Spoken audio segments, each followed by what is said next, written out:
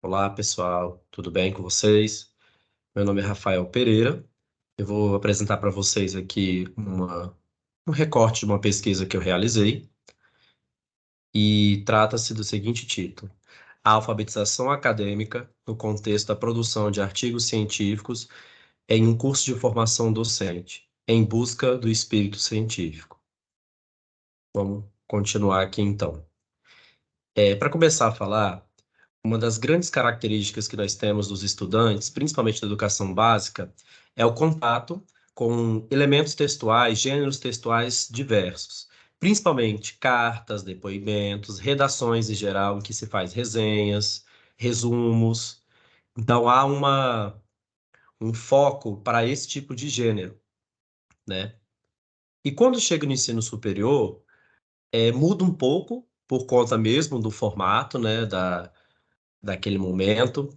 Então, esses estudantes entram em contato com outras formas de escrita, por exemplo, a acadêmica. E nesse caso,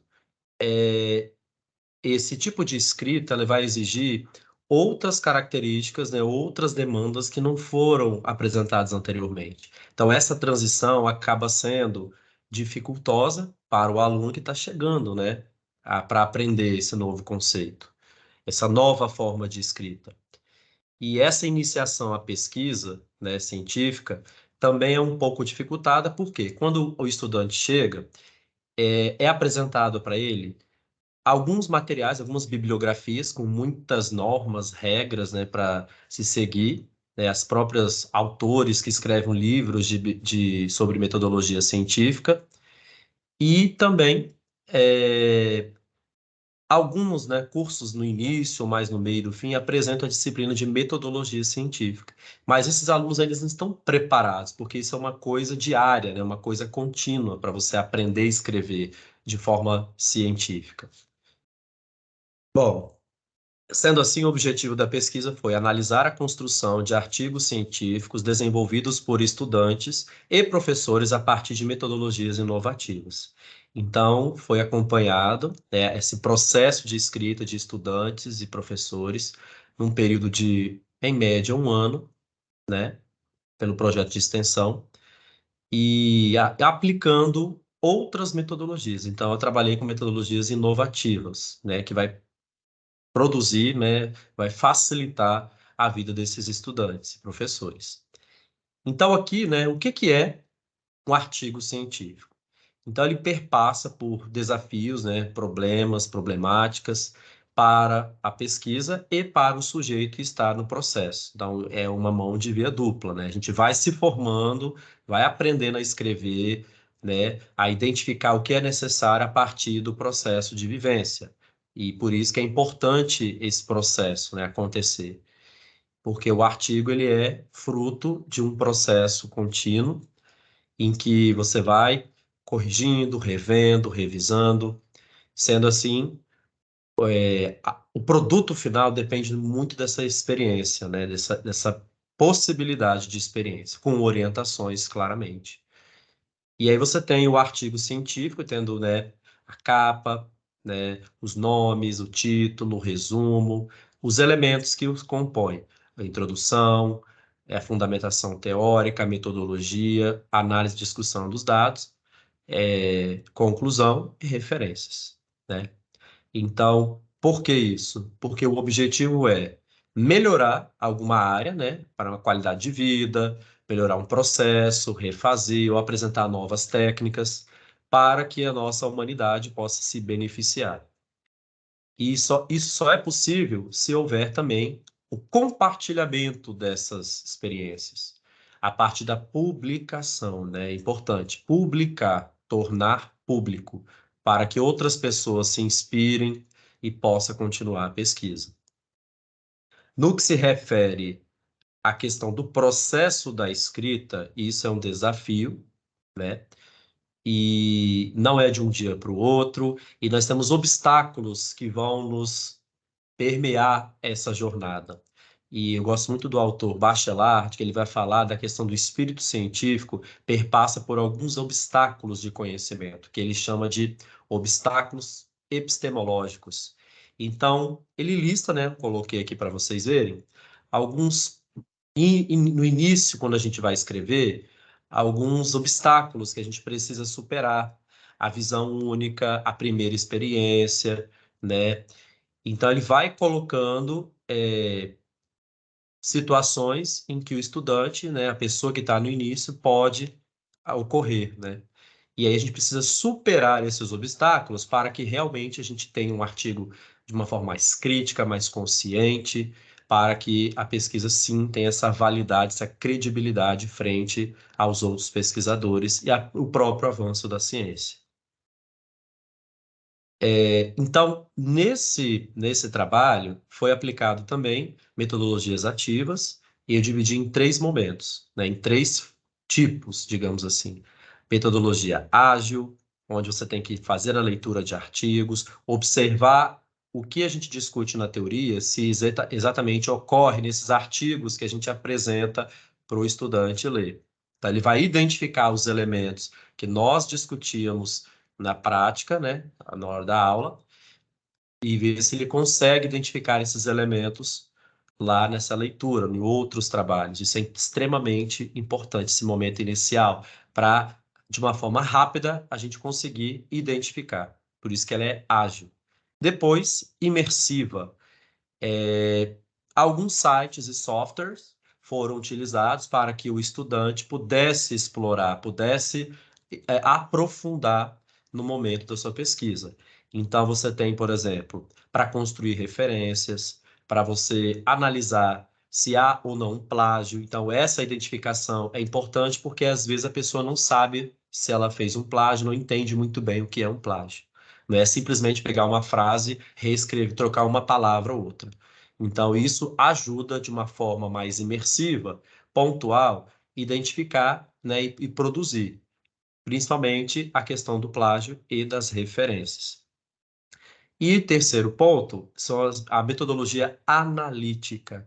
Então, foi construído um instrumento para que os estudantes, no processo de escrita, pudessem analisar e avaliar se está dentro, né, do que era, digamos, necessário em cada tópico do trabalho. Na introdução, quais são os elementos necessários, para ficar uma coisa consciente e mais fácil de ter os feedbacks. Então, houve esse instrumento foi construído para facilitar e ter os feedbacks com as orientações, com o objetivo de qualificar a produção. Como metodologia, né, então a pesquisa foi quantitativa, os objetivos descritivos, então houve uma descrição dos processos e o procedimento de campo, porque, né, foi aplicado, né, aulas, esses instrumentos, aí atendo evolutivo, então os sujeitos responderam. Então, são 65 participantes desse curso de formação, né, da educação básica e estudantes de ensino superior de uma instituição privada do Espírito Santo. O curso se tratava, né, o nome do curso, a produção de artigos científicos, desenvolvendo o espírito científico para a popularização da ciência a partir de metodologias inovativas. A análise de dados ocorreu de algumas formas, né? A análise percentual da evolução, né, da melhoria desses artigos em 2 momentos, então, o antes e o depois, e também para verificar se essas intervenções, essas, né, falas e orientações foi suficiente, se teve algum impacto, e também foi aplicado 2 testes estatísticos de inferência, o teste T e para avaliar, além do teste T, também, o impacto, né? A gente chama de análise de impacto, né? Será que houve um impacto entre o antes e o depois? O tamanho do efeito que isso ocasionou, né? Que é o nome do teste. Bom, a gente percebe que nós temos... Deixa eu voltar aqui. Então, nós temos vários estudantes de cursos diferentes, né? E alguns professores de educação básica. Então, ficou uma amostra bem rica. Depois, a questão de quantos artigos você já escreveu. Então, essa pergunta foi feita antes e quase poucas pessoas, né, escreveram algum artigo, a maioria nenhum, mas às vezes é um estudante, está começando, então é normal, talvez não ter nenhum mesmo. Em relação às dificuldades, né, desde formatação de trabalho, né, dificuldades de pensar na hora de escrever. Então foi legal esse detalhamento, porque a gente consegue meio que mapear essas dificuldades, então facilita o trabalho de orientação também. Então, ó, com questões de produção de gráfico, produção de tabelas, inserção de página, situações básicas que a gente precisa, né, já ter uma certa habilidade com isso, já que um trabalho de pesquisador tem isso como necessário. Depois nós temos também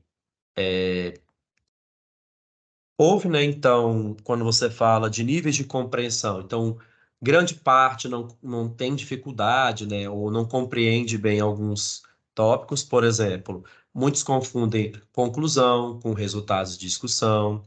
Da hora de introdução, muitos entendem o que é a introdução, mas não conseguem fazer.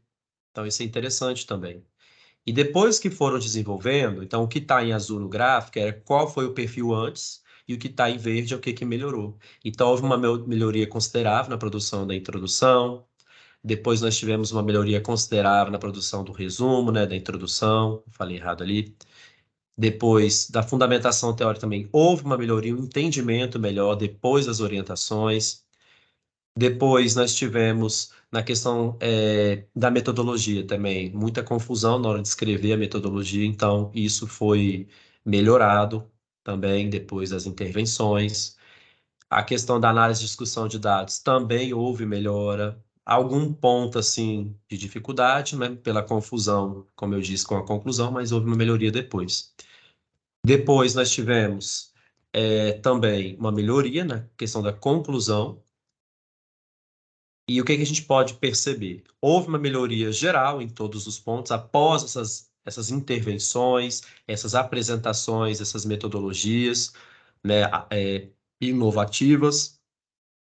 E também os testes, né, de inferência estatística mostraram que houve, no caso, diferença, sim, no antes ou depois com as intervenções, né, os testes P aí, todos com valores menores que 0,05, e isso significa que isso tem um impacto, né, existe uma diferença significativa. E quando a gente faz o teste do tamanho de efeito, a gente só corrobora o que foi feito anterior. Então, nós temos valores maiores que 0,80 nesse teste, né? Como a gente pode deixa eu ver se eu consigo aqui. Pode ver aqui, né?